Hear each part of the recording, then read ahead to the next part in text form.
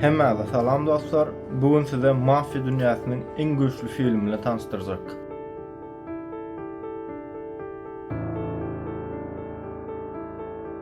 Tayyar olsanız başlayas.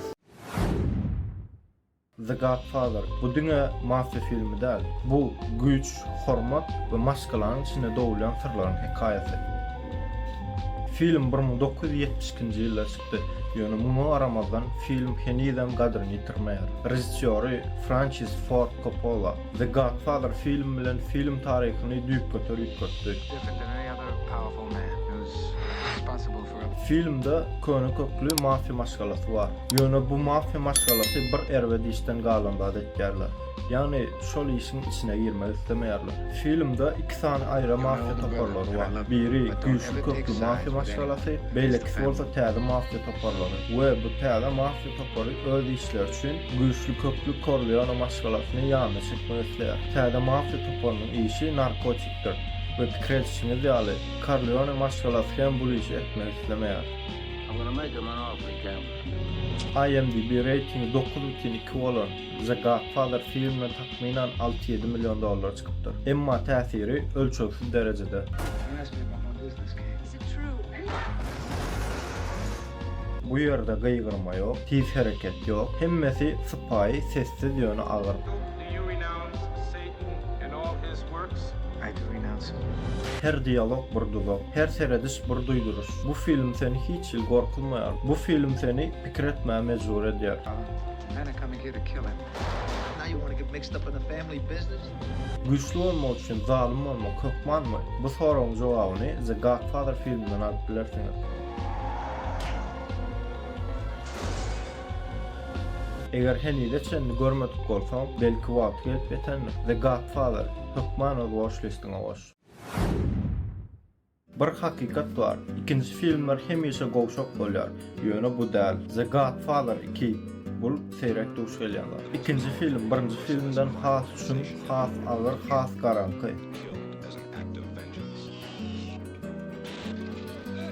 Film 1974-nji ýylda ýene-de rejissör Francis Ford Coppola tarapyndan düşürilýär. Bu gezek ol diňe bir hikaýede iki döwür bir wagtda görünýär. Don Corleone'nyň ýaşlygy we şol bir wagtda Michael Corleone'nyň dolanmagy.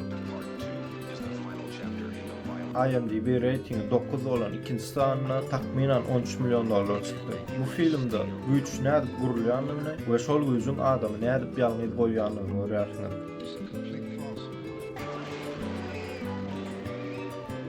Hiç da tolukmayan, her alınan karar izga aldırýar. Her üstünlük bir zatlary ýitirmek bile gelýär. The Godfather 2 seni öz gelecek plandan barada oýlandyrar.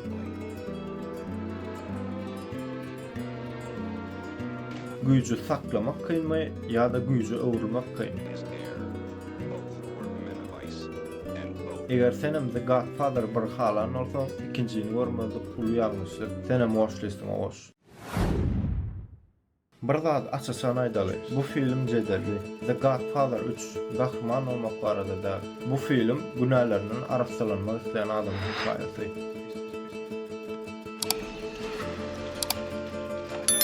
Film 1990-njy ýylda düşürilip, ýene-de öňkü rejissör Francis Ford Coppola tarapyndan düşürilýär. Bu da tema başga, güýçden. Güýçden soň galan boşluk. Bu güýjüň soňky ýetmen awurasy seni haýran alýar. IMDb ratingi 7.6 bolan bu gezek bölümde filmiň çykdyjy takminan 54 milyon dolardyr.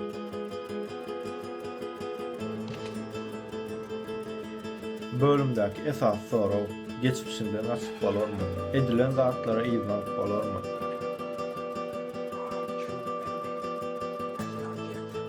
Soňky soraw adam öz geçmişini ýeňip bilermi? Bu sorawlaryň jogabyny bu filmde tapyp bilersiňiz. The Godfather 3 Lokman watch listiňe goş. Köpümiz Utopia animasiýasyny bilýänsiňiz. Bilmeýänler üçin belet filmde türkmençe terjimesini hem görüp bilersiňiz. Görenleriniz Utopia'da bu mafya kakasy bilýänsiňiz. Bu mafya kakasy The Godfather'dan ilhamlanýan. Ve sonra bunun üçin ýörüýte bir bölüm çykaryldy. The Godfather of Bride. Bu bölüm 2022-nji ýylda çykan Zootopia Plus serialyndan. Disney Plus bu projekti kabul etdi. Disney Plus üçin bu bölümün çykdyşy hiç ýyl mesele däldi. Şonuň üçin bu bölüme uly budjet sarf edildi. Surely such a big city would have Bu bölümde merkezde kim var? Elbette Mr. Big. Kiçi beden, emma uly mafya boss. Atmosfera seretsen sessiz oturuşlar, çynlaka ýüzler, maşgala sözü. Hemmede The Godfather ruhu.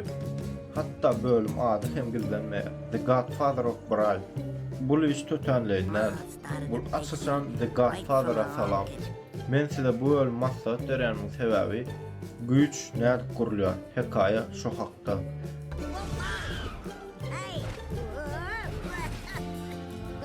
Onda senem Zootopia Plus serialynyň The Godfather of Bride bölümini hökman we watchlistine goş. Videony halan olsaňyz like basyň. Eger öň The Godfather filmini gören bolsaňyz kommentariýada öz pikirlerinizi bellätmesin. Bu ýene-de şunýaly film maslahatlaryny gelmeni isleýän bolsaňyz arza bolun. Täze videolar her hepdeniň 5-nji güni Türkmenistan saatinde 20:00'da kanalymdan tomosha edip bilersiňiz. Indiki videolarda görüşýänçe sag bolun.